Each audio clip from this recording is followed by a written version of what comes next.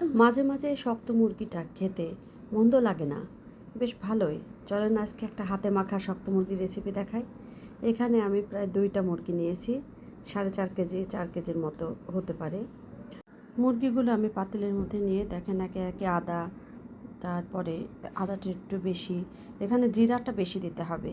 আগেকার দিনের মানুষেরা রান্না করতো, তারা জিরার বাটা অথবা জিরার গুঁড়া তারা কিন্তু বেশি ইউজ করতো।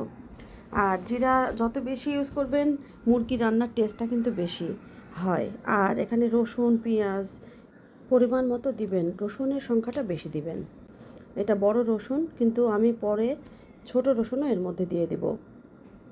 তারপরে ধনিয়ার গুঁড়া, আর এইখানে দেখেন গরম মশলা আছে, এখানে লবঙ্গ দারচিনি এলাচ এগুলো আমি হালকা একটু থেতলে নিছি।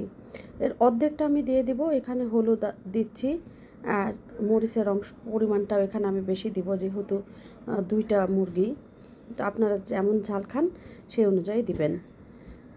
তো এখন এটা দেখেন মরিচের গুঁড়ো আমি দিচ্ছি অনেক, এখানে চামচটা ছোট, তো 4-5 চামচ আমি এখানে মরিচের গুঁড়োটা দিয়ে দিব।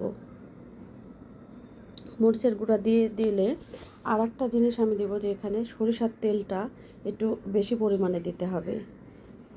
মুরগির মাংস তেমনিতে তেল আছে, তো সেই অনুযায়ী তেল দিয়ে দিতে হবে।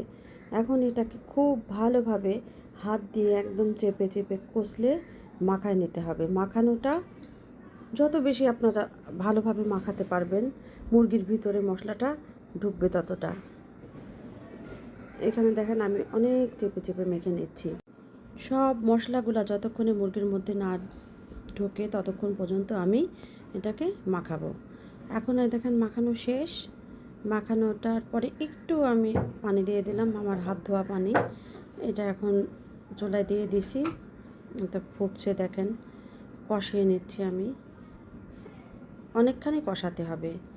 কষানোটা হয়ে গেলে যারা দেখবেন আপনারা রান্না করেন তারা বুঝে যাবেন, যে একটু মাংসটা টিপ দিয়ে দেখলে বুঝতে পারবেন। তো তখন আপনারা আলু দিবেন, আলু যদি খেতে চান তবে দিবেন। এরপরে আমি একটু কাঁচামরিচও দিয়ে দিলাম।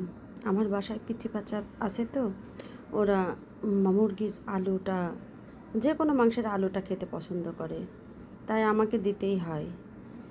তো এই যে দেখেন আমার প্রায় কষানো শেষ। আমি তারপরে ঝোল দিয়ে ফুটিয়ে নেব। যতক্ষণ সিদ্ধ না হয় ততক্ষণ ফোটাবো।